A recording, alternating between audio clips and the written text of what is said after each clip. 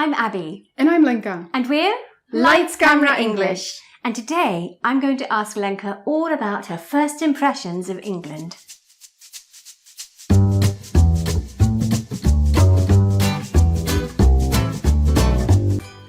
So, Lenka, you've just got back from your first time in England. Yes, I did. Tell me about your impressions. Like what? Well, I don't know. You were there with me. Yes, I know England.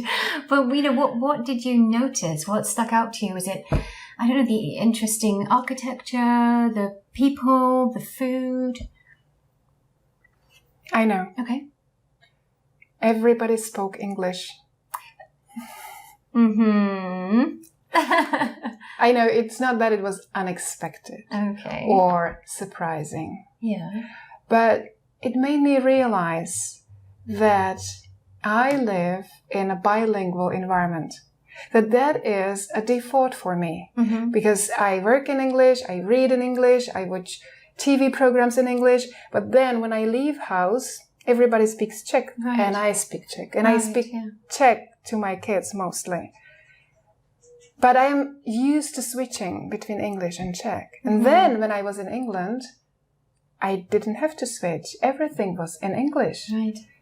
And only then I realized how natural this bilingual life is for me. So that was interesting. Okay, that's an interesting observation. It's more about you than England. Try again. Give me another one. Okay. Okay. You drive on the left. That's not about me. Lenka. But you knew that before we went, surely. Yeah, Okay. I did. And it wasn't even the first country I visited where people drive on the left. But you know, when you want to cross the street, Yes.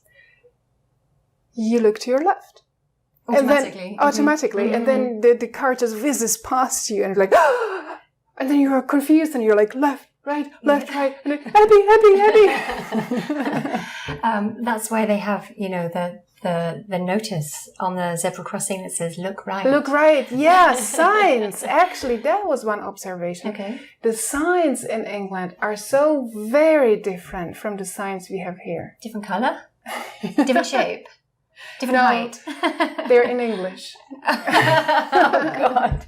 No. I'm not coming back. But what I notice is that the language is very different. That when you have a sign in Czech and you translate it into English, it still is not an English sign. Yes, you're right. And I've noticed this. They'll translate something directly, and even though it does say exactly what it says in Czech, or I presume, it just doesn't come across as good English. Yeah. And it always comes across a bit aggressive. Well, I guess it must be cultural, because when you have signs here, they tell you what to do or not to do. Yeah. While in England, it's more informative. It's like an information. Yes. This is what can happen. Like, for example, in the tube, it says, objects caught in the door cause delays. Yes, purely informative. Just so you know. Thank you for telling me. Now I know why there is a delay. Yeah, so it's like the signs here, they're all about the rules and they're in order. And then the ones in England are just more of a suggestion. Yeah, I like that. And I think it's very cultural. And that's why it always sounds like bad English when you have a sign that is originally in Czech translated into English. Yes, I see.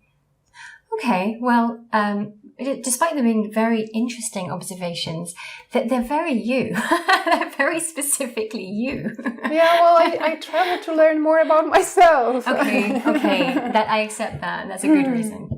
I just guess I expected something more like, I don't know, the people were friendly, or it was very busy, or it was very expensive, or something about the weather. The weather.